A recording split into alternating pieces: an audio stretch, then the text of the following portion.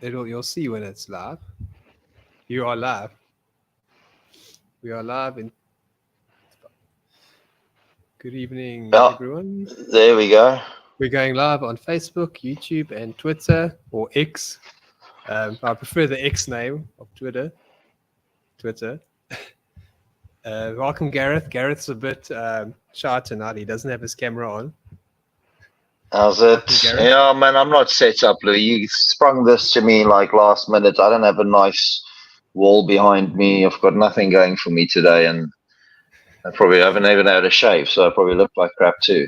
Not that would make a big difference, but hey, you can at least make the effort. Clearly, I haven't made the effort, but I'm blaming that on you.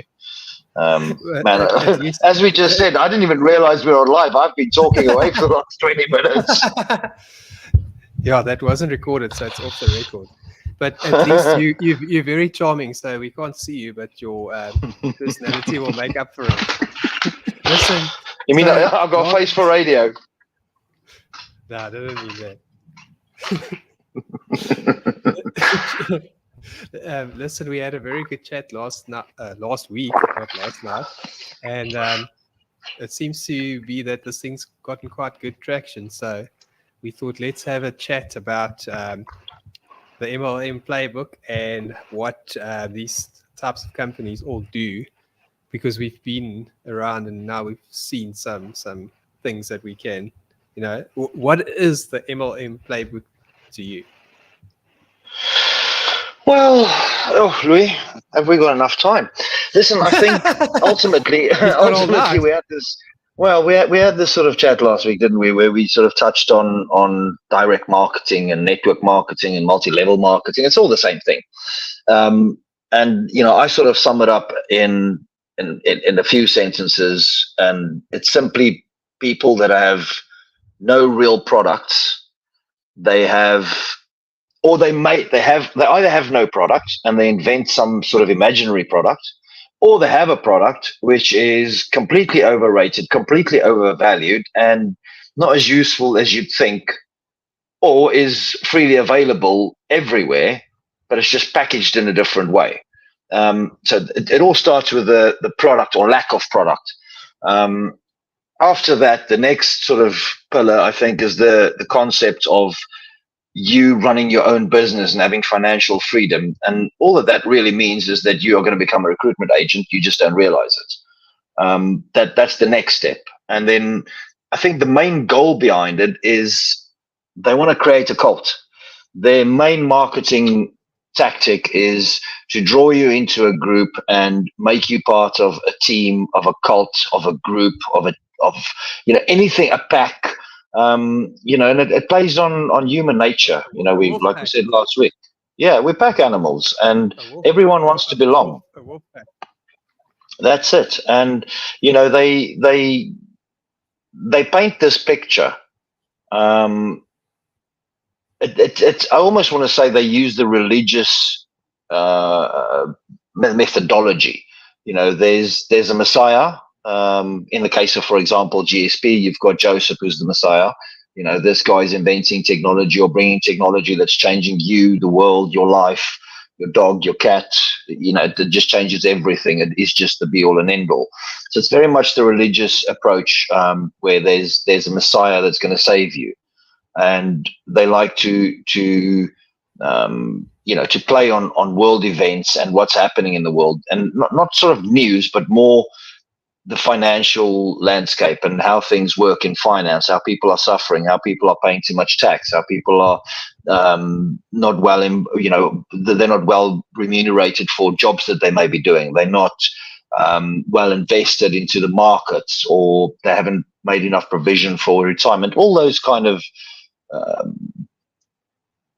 touch points is what they play on, and they have the solution.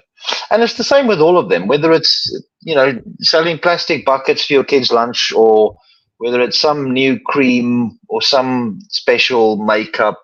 The sort of standard way of doing it, the standard methodology is pretty much identical to all of them. And once you know it, you can spot it a mile away. You can literally spot it a mile away.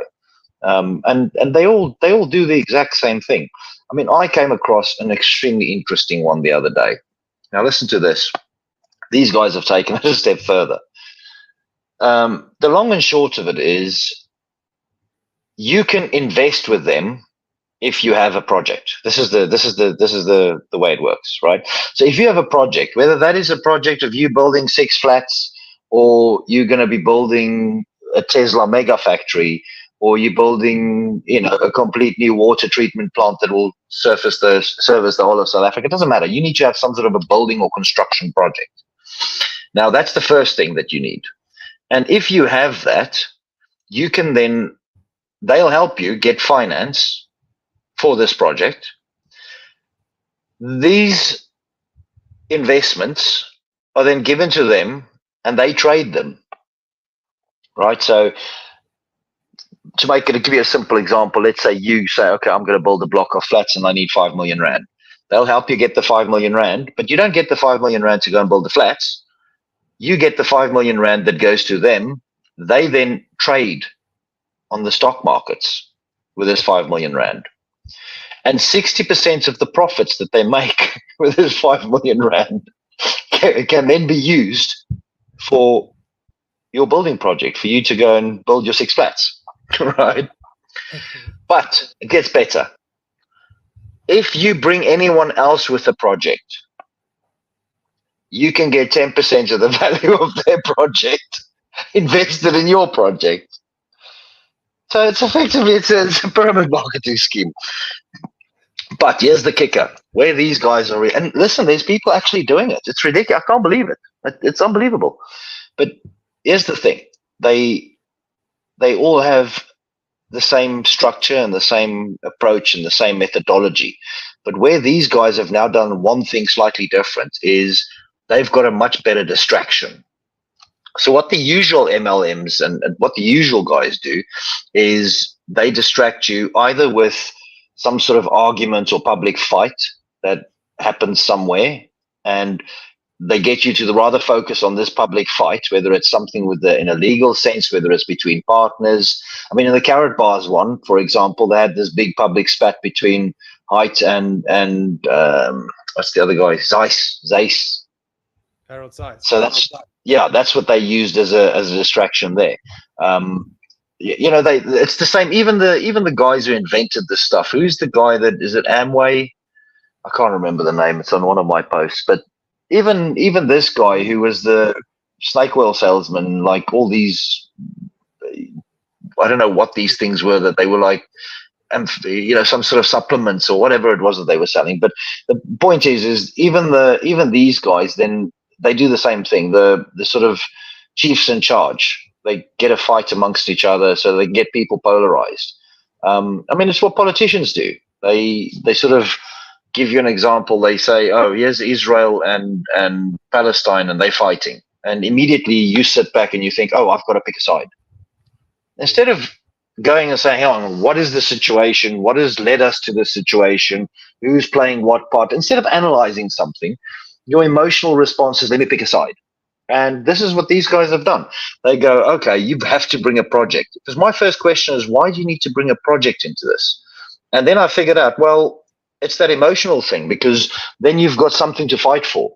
This project that you believe in, your 6 flats that you're going to build, this is something that you want to fight for. So anything that jeopardizes your ability to go and build your flats is your enemy. So anybody that comes to you and says to you, Louis, you should really look into this. This is not a good investment, or this is a risky idea. Immediately you feel that person is threatening your project, as opposed to this convoluted way of raising money and becoming a network marketer. And I think that is the number one strategy in MLM / direct marketing / whatever you want to call it in their playbook. That ability to do magic, that ability to get your attention onto something that is completely irrelevant, but in your mind, in your heart, you feel that is everything. That is the be all and end all. And like I said, it's sort of dumbed down version of what politicians do. Exactly. Well, you've really distilled it quite well there, I have to admit. But then obviously, so for critics like us, the MLM playbook, when you start criticizing them or their projects or this magic, I mean, a normal company would a normal company would respond in a certain way, but in the MLM playbook, how does an MLM respond to criticism? Well, again, they use that magic. That this is what they do. They go and this is what's quite funny actually with some of these articles that have come out, where they look like complete idiots. I mean, I don't know where they think I'm going to get 476 million rand to give them, but it's stupid. But again, it's the distraction. They go and sue people like us for astronomical amounts that are just ridiculous. Like, it's just a stupid thing to do. But their reason for doing it is not necessary. In the beginning, we thought it was to quiet us or to silence us. But not everyone's going to, like, we didn't care. Like, and I've got insurance against it, so good luck. So they weren't going to silence me. They weren't going to silence you. They weren't going to get anywhere with it. But what they did get out of it was a narrative, a story that they can go to their cult with. They can say, oh, you know what? Look what we do. Look what we do with these pipsqueaks. We will crush them. And this is something that what's his name? That Skalk van der Merwe guy, van der Merwe. He's really good at that, and not at creating it, but he's really good at playing that narrative of like, oh, these guys are in trouble. Now you're in trouble. Now these guys are going to see. This is what happens when you tickle the lion's ball. Exactly. This is what they do. So again, it's they create these things. They create a fight, whether it's amongst each other, whether it's with somebody else. They read these. What's this thing? I saw this one message today where the guy thought he was Mr. Miyagi with his whole philosophical. He was rambling on about how they need to be warriors and blah blah. Art of War. So they go and read this Art of War or 48 Laws of Power, and they go, okay, how do we apply this? Let's create an enemy, because if we can create an enemy, we can distract people. So they looked at that. This is literally what they do. It's distraction. It's the same with switching from one token to the next. It's the same with changing the way a product works. It's the same. It's the same with all of this stuff. The beauty industry is huge with that. They'll come and they say it's new and improved. How the fuck can something be new and improved? It's either new or it's an old thing that's been improved. It can't be new and improved. How? We will need to get into that as unmasking the marketing playbook, because that's a whole different can of worms. But Gareth, you touched on something there about suing us, and you've got insurance. So I saw on My Broadband the article, very good article on there. One of the comments said, I think these guys have pivoted from selling products to suing people as an income. And I thought that was quite appropriate, because we know they don't have any legitimate products. So, I mean, if they could actually pull this off and get 428 million, it would be quite a lucrative income for them. 476, my friend. 476. Yeah. You need to get your numbers right. 428 I would pay any day. 428 I've got no problem with, but 476 that's a bit tight. True. And my next point was it's absurd, man.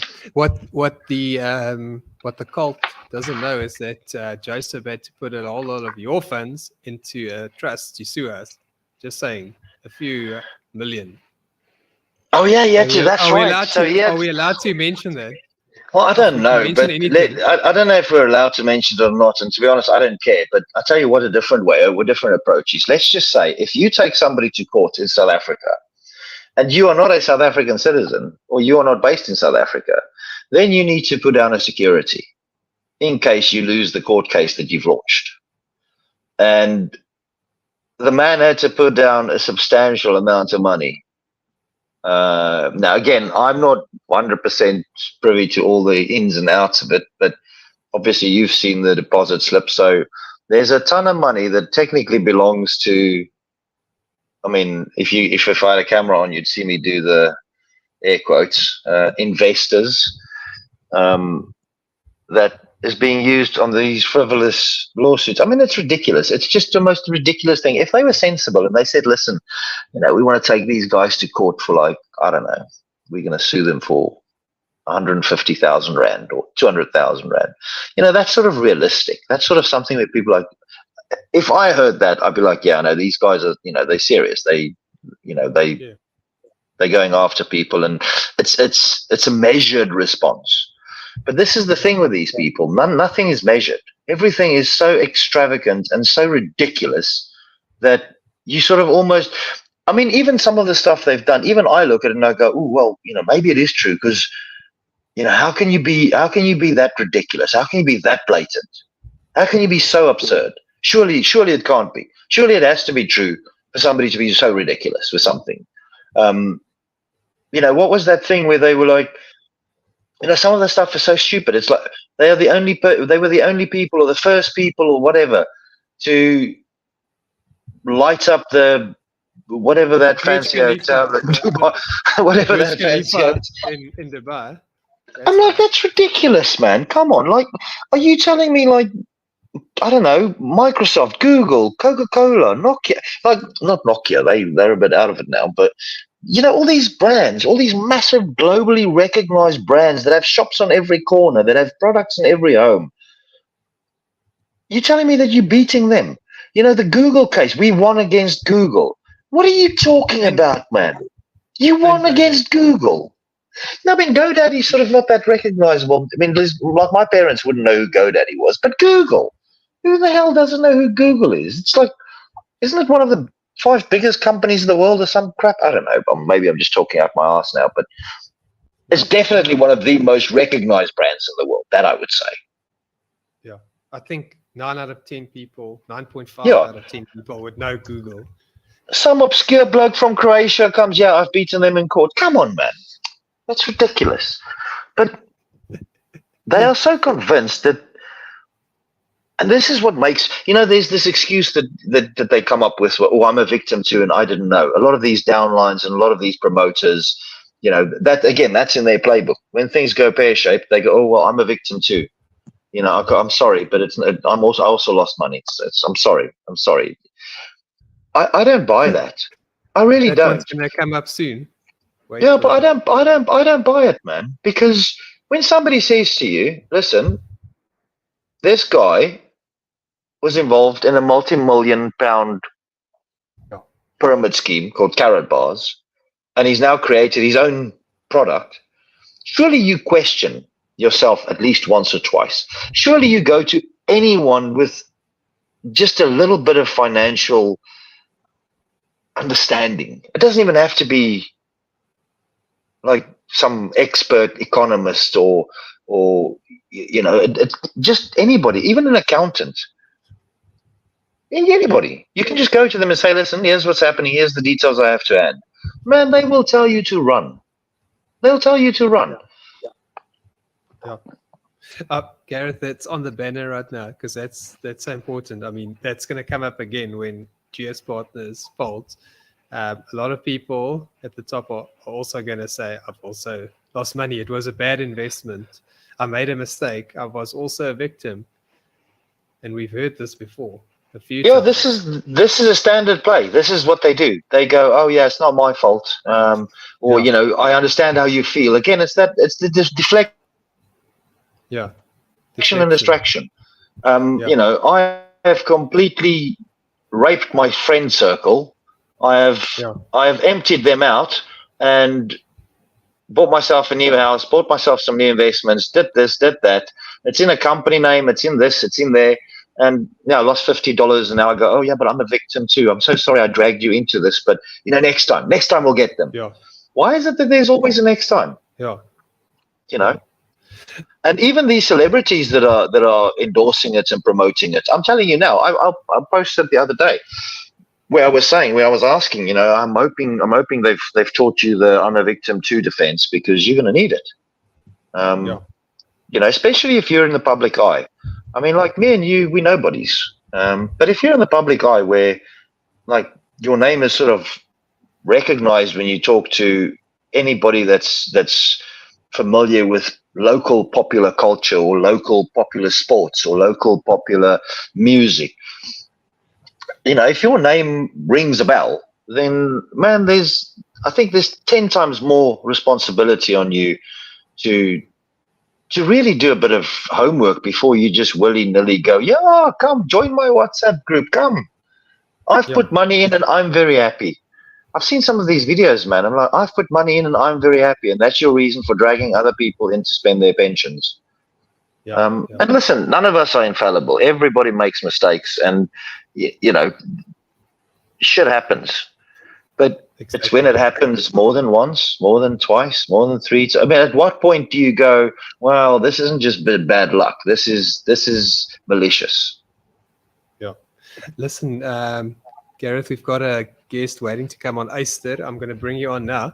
I just want to say something quickly about GoPro Las Vegas. So if you see someone that's on their way to GoPro Las Vegas, a yearly conference, at best a failed businessman or at worst a bloody scammer. So don't give them your money. I tell you what, and this is no offense to insurance brokers, but I don't think calling them failed businessmen is exact. It is exactly correct. You literally can take this to the bank, as long as it's not the gold standard bank, but you can take it to any real bank. They are 9.9 times out of 10 failed insurance salesmen. Hey, sir. Welcome to the chat. How you guys? I'm beyond good bars. to have you on. I'm beyond bars already. Have you been arrested? No. No, you're behind bars, not behind bars. Yeah. How you guys? As long as you're not behind MLM. Because then you're in shit too. So now we know what Oz looks like. Guys, this is Oz. We're just spreading some more misinformation for the guys on the other side of the fence. Down under. Yes. Down under. Right. We were ranting on about GoPro Las Vegas and guys losing money and all that. So what is it with this annual thing? Why do they all have to go to Las Vegas? I mean, why is this Eric Warra or Worry or War, however you pronounce it, why is he so the godfather of MLMs all of a sudden? Oh, is that where they're going? Is it a war thing? Yeah. Yes, right. Indeed. Yeah. They've been using him for a long time, eh? As a, I don't know, promotion, live the lifestyle, go to Vegas, mixing with war. Yeah.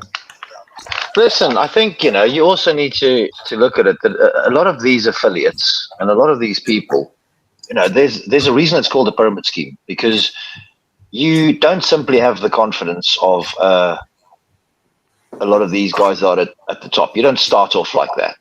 And you can see it. It's the same with all of them. They have I would almost say like their lieutenants. And, the way you build confidence in these lieutenants is by taking them to bullshit like this, where you say, okay, now you are in the big leagues, my friend. I'm now going to fly you out. And you can listen, it's just in the language. There's all these little red flags. As soon as you start hearing people going, I'm flying there and I'm flying there and I'm flying. Man, of course you're fucking flying. You're not going to walk to Las Vegas, are you? You're not going to drive there, are you? So of course you're flying there. But it's this language that they use. And that trainer, what's his name, Bruce, he's extremely good at getting people to use a specific language and a specific way of talking and a specific mindset. And this is what they all do. They start off as juniors. They then get a bit of a taste. They then get invited to a housewarming party here and there. They then get invited to an event here and there. And then, the top 10 at that event, they get taken to the bigger event. So it's all sort of cascades down. So when they go to these smaller events next time, they go, when you climb the ladder up to the next rung, you might be the guy sitting on this jet flying here and flying there. And this is how they get roped in. None of this is quick. None of this is none of them are going to come and say, listen, we are going to go and scam people out of money. We are going to go sell people shit they don't need. None of them are going to do that. It's all going to be a very slow thing with saying, I recognize you have a financial situation. I recognize you don't have enough freedom. Whatever that touch point is that they need, whatever that little trigger is that they need, they're very good at finding those triggers, and then they build on it. And it has to, it's like a big orgasm. It has to culminate in something. It can't just go in a circle. It has to come to something. And this is what happens. They have a huge event. Think about it. It starts off with the weekly corporate, whatever. They do these boom Zoom calls on a weekly basis, right? And this is just with the local mugs. And then once a month or once every 3 months, there'll be like the Messiah is coming down from heaven, and he's now going to actually be present in this Zoom call or boom call, right? And then that has to build up to what did they call it? I can't even remember. What is it? Biannually? What? Yeah. Anyway, I can't remember what it was, but it was like the biannual event, and that's like a sort of lower level, and then it goes to the annual event, and that's for your individual scam. So you'll have your thing in Cape Town, for example. That's your thing. But if you're in the top 10, my friend, then you go to Vegas, because then you are the shit. Then you get told, when you get to the level where you are told, take off your socks. Our dress code is shoes, no socks, trousers, a ridiculous shirt. That's at that point. When you hit that level, I don't know if that's gold level or crown or director or platinum or whatever, but when you hit that level, man, listen, I'm telling you now, find me footage. Louis, trust me on this. Find me footage of that event, and I'm telling you, these mugs are all going to look exactly the same. It's all going to be like a gold silk shirt or like a silver silk shirt or some shit, black trousers, no socks, and I don't know, some Lacoste loafer. It's the same. And then when they take photos, again, that's another thing. When they take photos, because they love a photo, because they need something to show people. They need that validation. Then it's all they all have the same mannerisms, where they lift the one foot in the air to sort of look like they're coming at you, I've put that pointer on the screen, as you can see. Did you know you can fly somewhere and not post about it on Facebook?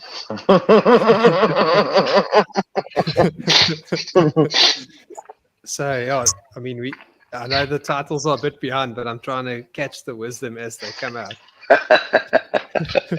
And while we're on that topic, the shoeless wonder, did you know? No, don't wear socks with your moccasins. Well, to be fair, I need to be. No, but hang on. So I need to be. So I'm not saying they don't wear socks, because I know there's one guy who's like a foot sniffer or something, and he probably doesn't wear socks. But in general, you wear the secret socks with those moccasins, right? My issue is that it's like a fashion thing from, I don't know when it is from. Is it like the late 90s, early 2000s? There was like this craze where people would wear suits with no socks, well, with like secret socks, so that effectively, you're showing you. I don't know what the reason behind it is. I don't know what the thinking behind it is. I think it looks cock, but it is what it is. This is like a symbol or a signal. Maybe it's to sort of signal out to people that you are fashion conscious, that you are with the times, that you are.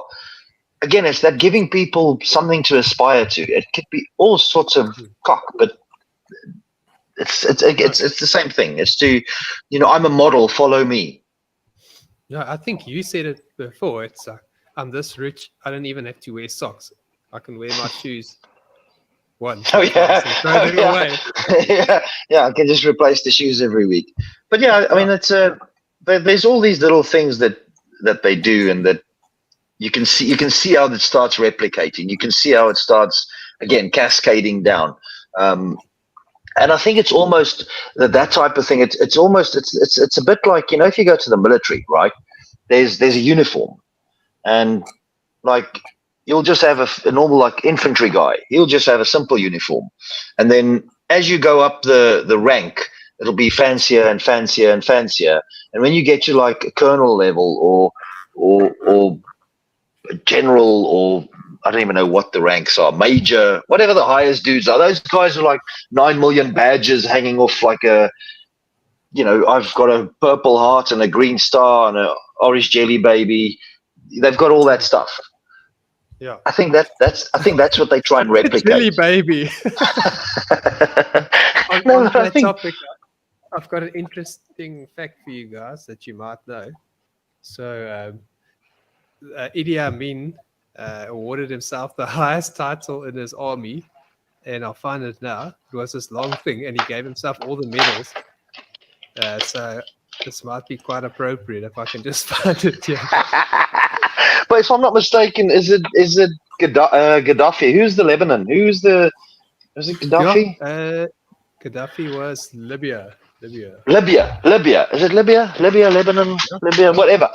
He had the white suit. If I'm not mistaken, he did the same thing. So yeah, it's that whole uniform and the position and. Yeah, so this is what they do, man. They create this again, and you know, I don't want to offend any Christians out there or any, you know, sort of Catholics, but you know, this is what the Catholic Church did as well. You know, they had these different levels of garb that they wore, and you know, if you've got a red sash, you are one level higher than the bishop, and if you've got a purple sash, you're even another level higher. It's again, it's something that I suppose as humans we do. You know, we create these hierarchies, and then it's almost to sort of let ourselves feel comfortable where we're at. You know, if you drive a brand new Hilux bucket, where you know you've got a bit of debt. That's the way you sort of recognize things. There's it for you guys. So the UK broke diplomatic relations with Uganda in 1977, and Amin declared that he had defeated the British and added CBE to his title for Conqueror of the British Empire. Oh my! Yeah, Right, that actually happened. So what you're really saying to me, Louis, is that the next step is going to be not chairman of the board. It's going to be Conqueror of the Securities and Exchange. That's going to be CTI. No, to be honest with you, it's going to be CTI, because you know, this guy has not just broken the back of every regulator around the world, every service provider around the world. He's literally, this guy's broken the internet. It's going to be CTI, Conqueror of the Internet. That's brilliant. Yeah, he's going to be talk about CTI. More because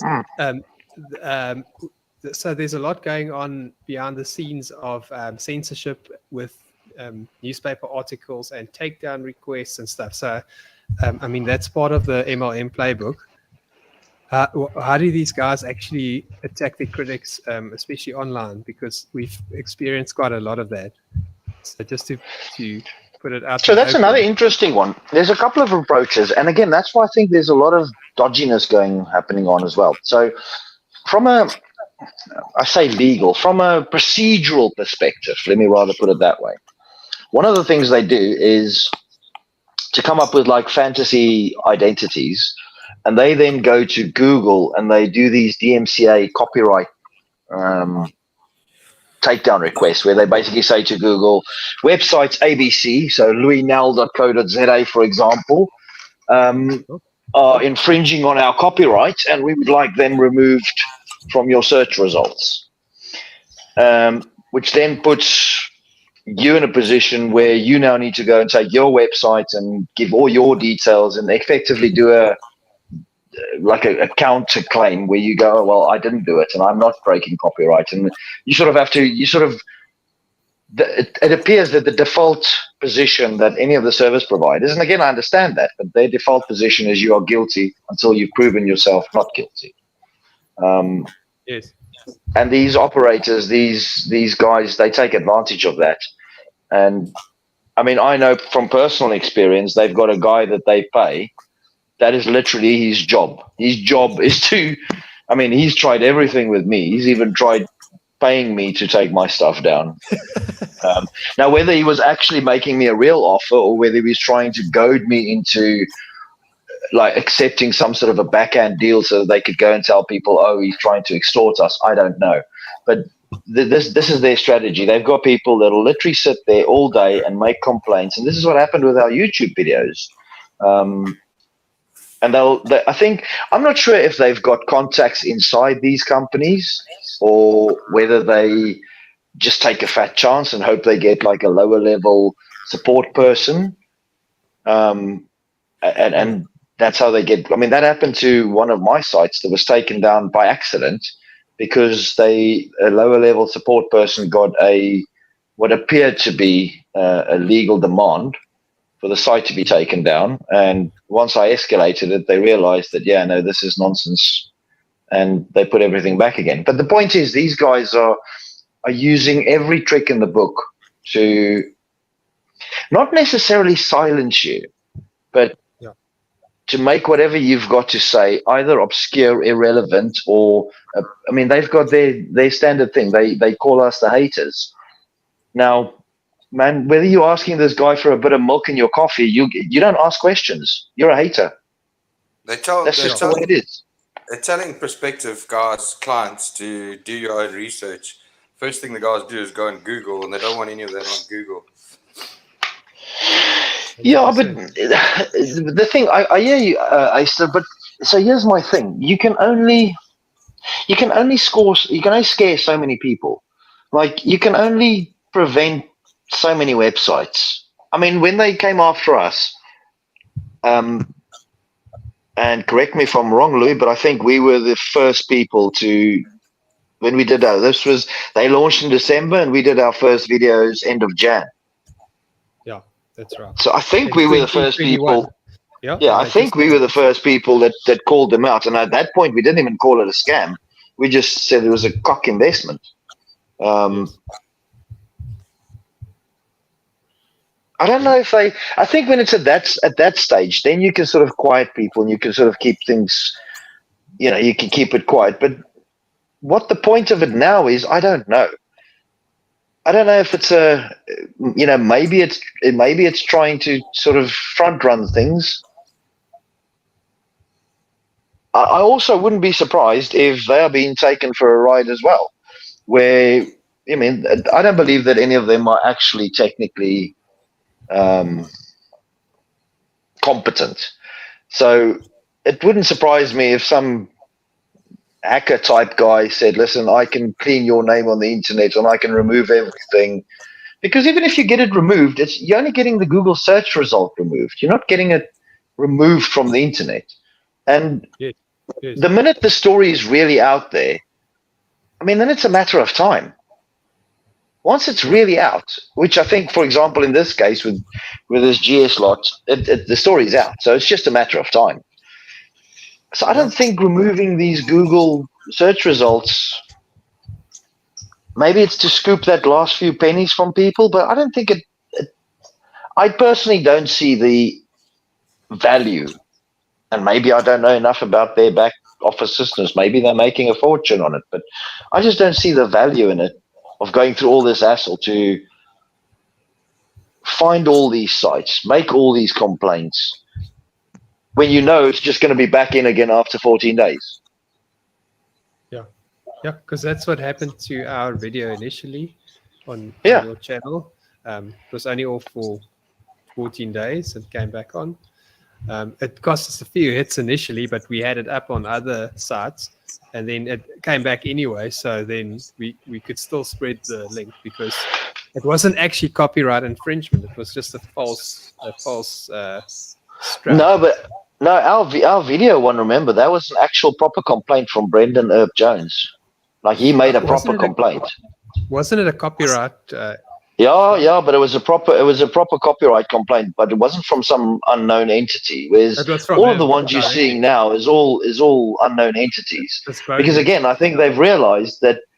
Listen, there are 1,001 scams and schemes like this, and a lot of the small ones that sort of stay rural and stay small. Like, do you remember there was that big thing with crypto and Ladysmith? I can't even remember the name of it. Yes. I mean, this guy took a few million and disappeared with it, and I think somebody burnt his house down, if I recall correctly. But ultimately, those are the type of ones that, they just need to scare one or two people, and then they get another month or another 2 months out of it. When it hits the level of what these guys are doing, man, you're not going to scare everyone. No. But you guys see, there's another title flashing there. Where did it go now? You read it? No. It was on the scrolling banner. There we go. Conqueror of the internet. You read it good. That's an inside joke for all the guys that know what we're talking about. But Gareth, Louis, yeah? I think you got that one.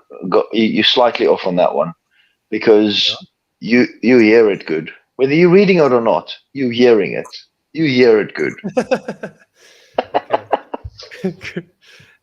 Please don't file a takedown request. Listen, but as you say, the takedown requests, I know we've had, like yours, the actual takedown request where they contact the host to take it down, and then it's all rigmarole. But my latest one was just a Google search takedown request. So I've already appealed it, but like you say, it'll just go away from Google, but it's still on the website. And that's been archived in a few places. There's the web archive.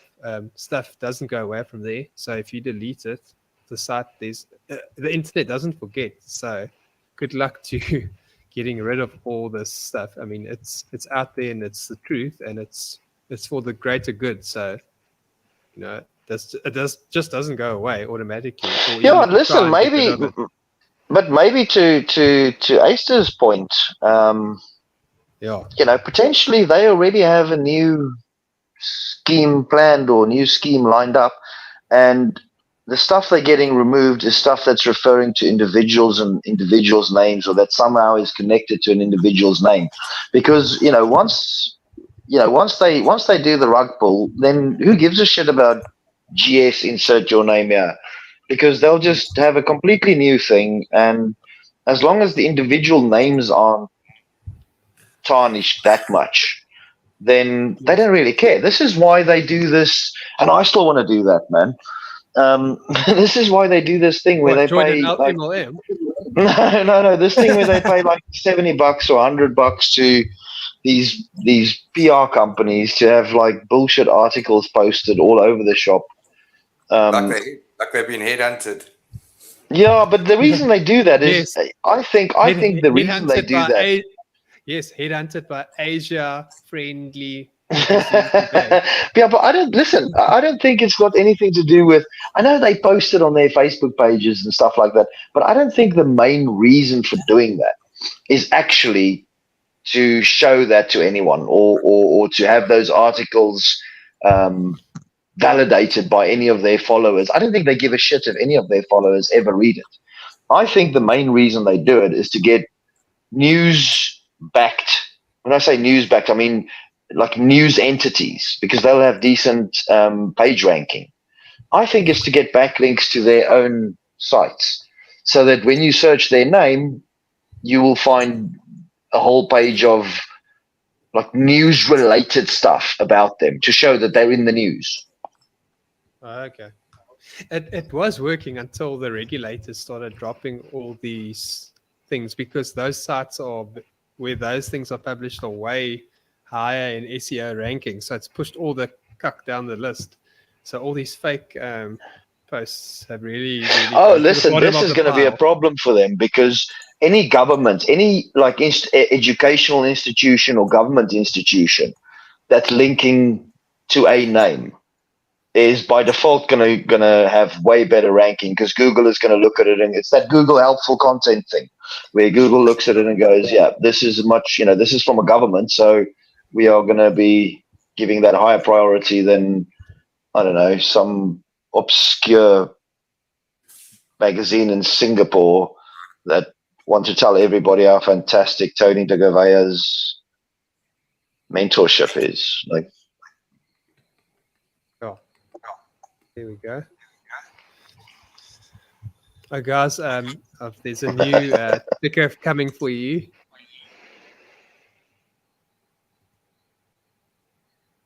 Oh, man. Sorry, we're having some technical problems with the new sticker. don't be worry, Don't worry. worry, Be GoPro. worry, be GoPro.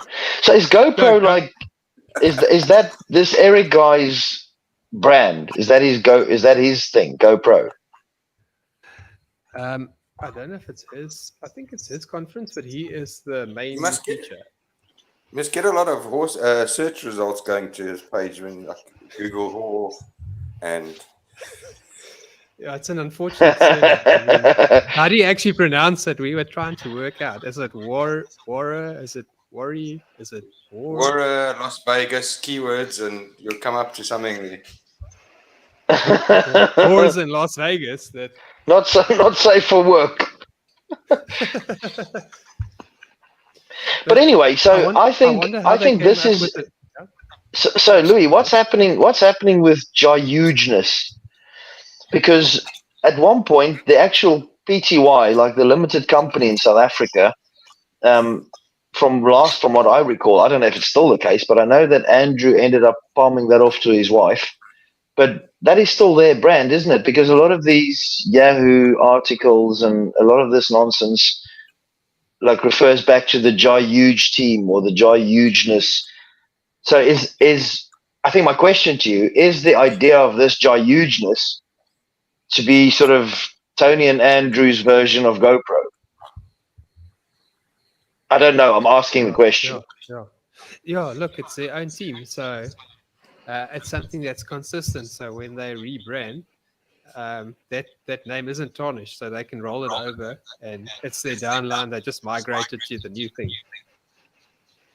So what do you mean their team? What are you on about? Or their following, or they. I mean, if they're the influencers, their crowd, or their followers, their downline. That's the word, downline. Right. So what you're saying is we create a team of people, and we jump from one scheme to the next, and the business is this team that we have. It's basically rent a crowd. That's effectively what it is. It's a rent a crowd. Yeah. There's a few of those teams. It's a nice name, and it's an association of people, and they all stick together. It's like a club. You get in. Cult. A cult. Club, cult, same thing. That's why you got to stay plugged in. Listen, with conditions in South Africa, you can be, whether you plugged in or not, the lights are off. Yo, why do they always have to stay plugged in? Because there was supposed to be a corporate call tonight, and it's been postponed to next week. What? That? Oh no. Yeah, Friday. but Louis. To be fair, can you imagine how busy that? Like they've probably got a whole floor of lawyers. How busy they are. Like this is going to be like. Listen, man. On that first, according to their own words, that first regulatory warning came out, and apparently they had 8 hours that they were busy. Now, if you multiply that, you've now got something like, is it 19 or 18 warnings that have come out? 17. Let's ballpark it.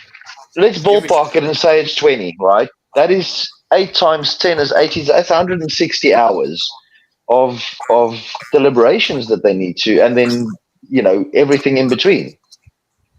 Half their team is running around in Vegas looking for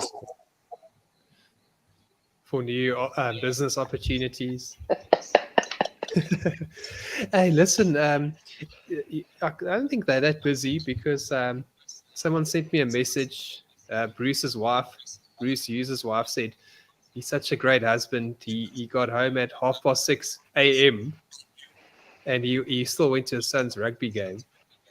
I mean, that's quite long. I'll tell you what's more. I'll tell you what's more interesting to me is that they play rugby in Dubai. I didn't know that. Is this serious? Is this legit? Well, I'm sure we can mention it because it's public. It was on Facebook and it was sent to me by someone else. So, yeah. So you're not surprised that he got home at 6:30. You're more surprised about the rugby game in Dubai. Yeah. Yeah. It was a long one. I don't. Maybe it was on PlayStation. Ref forgot to blow the whistle. Yeah, but listen, I don't want to drag other people's families into it. I think the point that stands out there is there's no. Maybe the rugby game was here and you had to fly back there afterwards. No, I doubt it. Yeah. But either way, that doesn't matter. My point, the point I'm making is for me is like there's no shame, there's no feeling bad, there's simply no. It's life goes on. It's that idea of fun. Your life's just going on. There are people that have shoved pensions into this stuff. There are people that, as a result of the training he's done, have lost friends, have lost family members, not to death, but to people just walking away and going, I never want to talk to you again. And their lives aren't just going on. They aren't just going to the kid or the grandkids rugby game or to a school recital or to whatever. Yes. And these guys, they just operate, life goes on. I was looking at, again, one of these sportsmen that's a promoter. And, his life's going on. He's enjoying himself with his family, going to the gym, going to events like swimming. And they literally have zero. I don't know if they're just completely ignorant to what they're doing. Yeah, because if you lose a pensioner's money, that pensioner's buggered. Listen, I don't think I could go out and play in the park with my kids if I know that I have literally gone to somebody and told them to piss their money away. Like there's a different, it's different if something is out of your control but if you actively with a conscious mind go and do that, this is not saying, listen, invest in my airline company and oops, I crashed the plane. That's not what it is. This is literally saying, look, I have no idea what I'm talking about, but I will make money. This is a bit like, here's a good example. This is like a car salesman that knows the brakes are shit on this car and then says to the dad, listen, you need to go on holiday. You're off to, I don't know, wherever it is that you're going on holiday, hopefully not Margate because that place is a dive now. But you're off on holiday. This car's great. And all you care about is the couple of R1,000 profit you're going to make when you sell this car. And it's literally that. There's no brakes. There's no brakes. But your argument is, well, I wasn't driving the car. I didn't force him to buy it. I just offered it to him. And you should have understood the risks. He should have understood. He should have done his homework. He should have brought a mechanic with him. Does that mean? And this is the bit that is the bit to me that I'm like, wow. You should have done your due diligence and done your own research. Meanwhile, on the other end, they're trying to scrub the internet or everything. Right, but exactly, and that's what I'm saying. Don't use Google. Do your due diligence, but don't use Google. But that's what I'm saying. How can you go? I mean, how can you even look at your kids? if you know that you're doing that. Or look at your parents, or look at your wife, look at your sister, look at your I don't know how you do that. And that's what I'm saying. There has to be some sort of a there has to be some sort of a switch or trigger that these people are able to flick that just make them superhuman. I think they've been around a while. They've climbed the structure, so they're actually not selling to new people directly. They're actually removed from the actual people. So it doesn't feel like they are taking advantage of people. They've got other people in their downline, and it's almost like they shielded from that responsibility. I don't know. That's what I think. So they don't actually see the fallout of it, but it's the guys lower down that have to deal with all the crap. Oh, guys, did you see the new banner message? Don't play rugby until 6:30 a.m. on PlayStation. I can't. We don't have a PlayStation. If you join this business opportunity, you can be a millionaire in 6 months. I'm going to paste my affiliate link in the comments. It's called JZ Homies.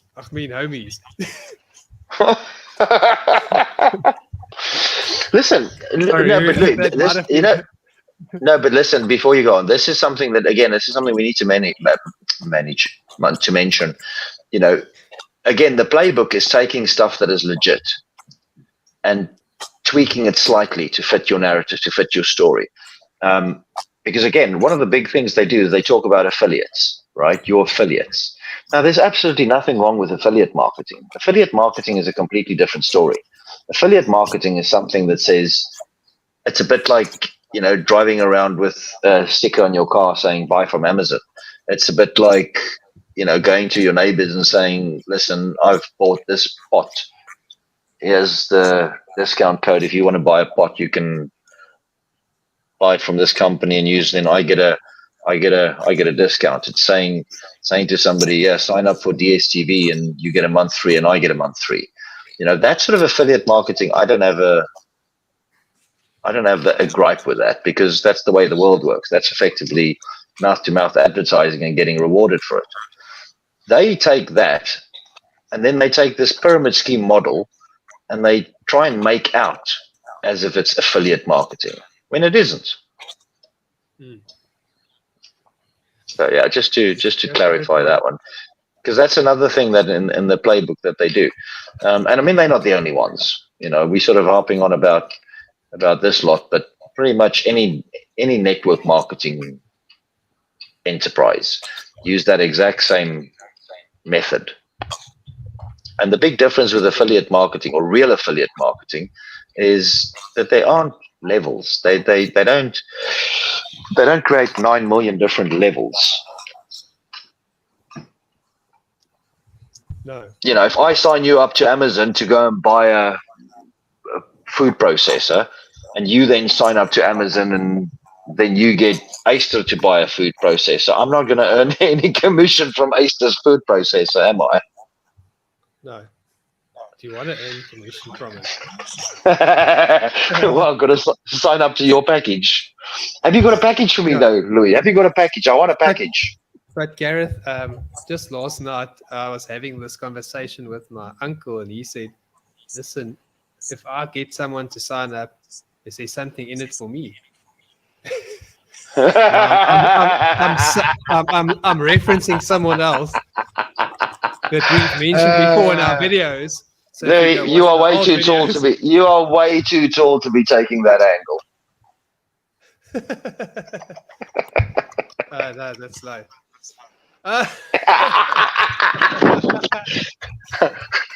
Or is it? Maybe it's eye level. Wow. A lot of inside jokes. I think that some of them might be lost on our non-existent audience tonight.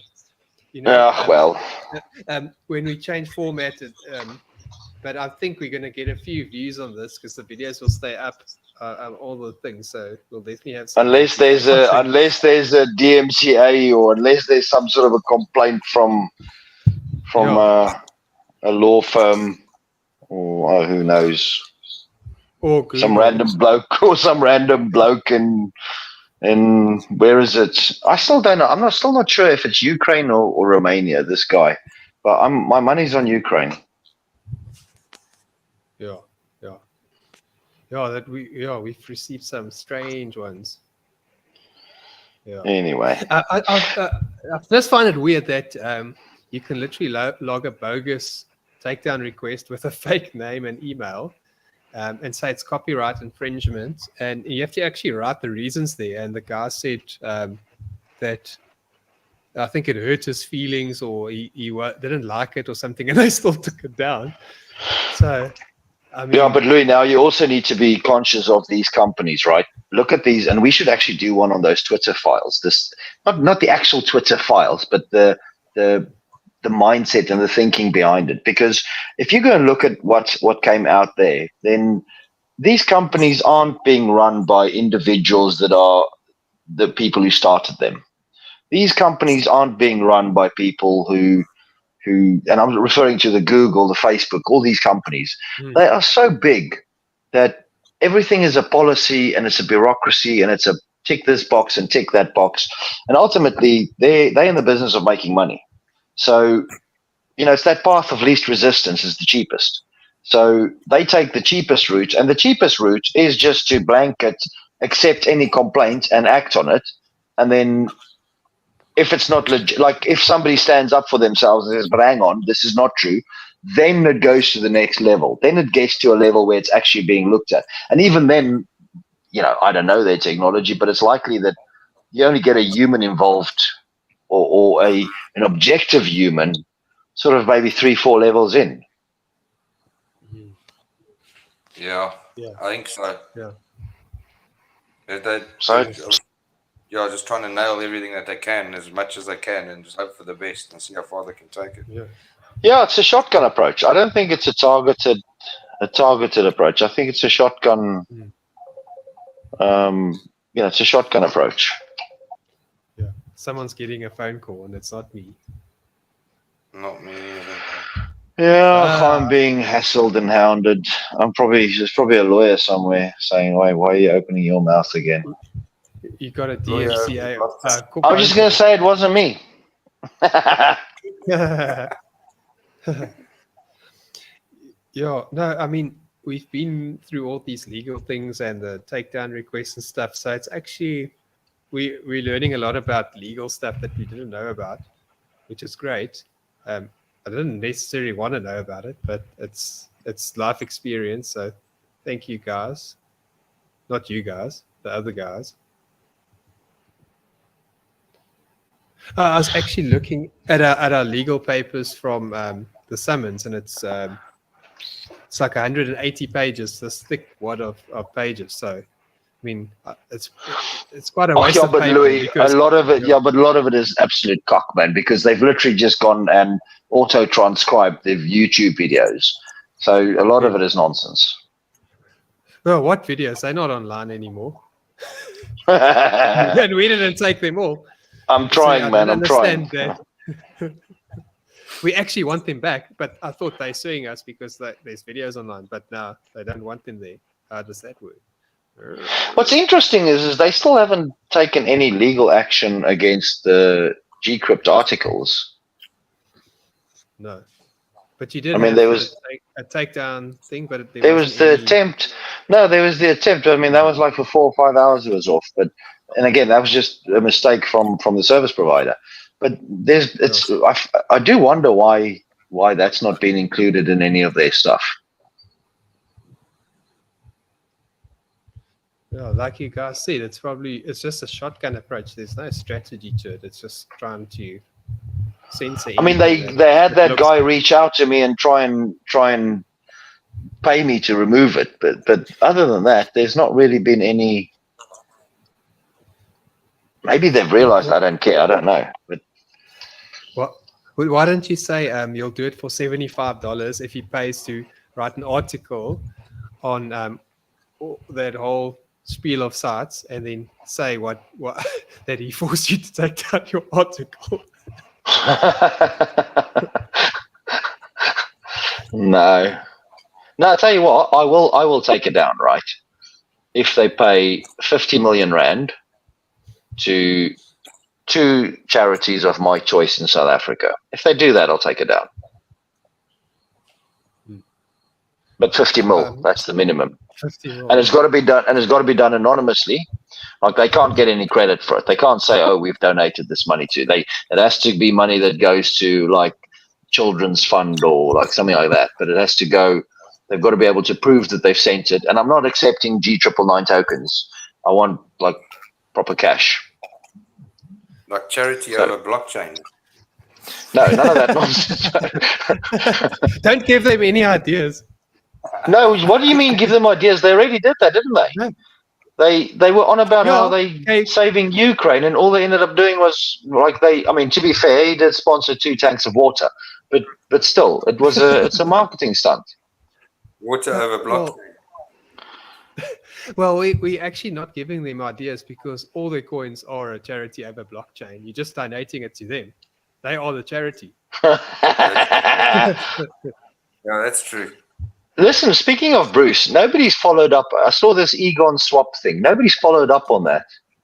What happened there? There's been so many coins now. Actually, like someone brings one up and you'd be like, "Oh, mate, we forgot about that one." And it's just gone one thing to the next, and it's still going like that. But is that still going, or is that team gone to shit? No, it was Egan swap, and then it relaunched as Egan Alpha.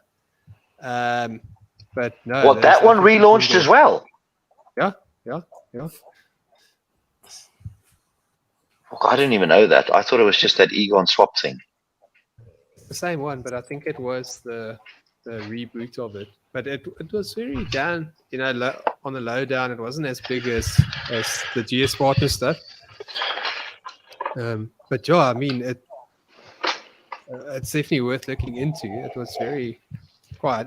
There was an exchange and like a coin swap thing. What do you call those? Like the liquid swap things where you can exchange stuff on the go. Like atomic swaps. Yes, that thing. Oh no, man, that's just so low. But listen, to be fair, there's lots of these things. Again, I don't really have that big an issue with launching a token and trying your luck and that's life. There's lots of stuff. I've bought loads of stuff that's absolute cock. Not tokens, but like there's lots of stuff where you buy it and you're like, oh, this is great. But then when you get it and you start using it, you're like, yeah, this is actually a load of shit. I don't need it. So that happens. But this is different. The direct marketing thing is I mean, let's be honest. There's no way that the powers that be, the conqueror of the internet, none of these people set out to have this massive network marketing approach. If I'm not mistaken, the whole thing started off with Zeiss when he was doing this gold coin thing.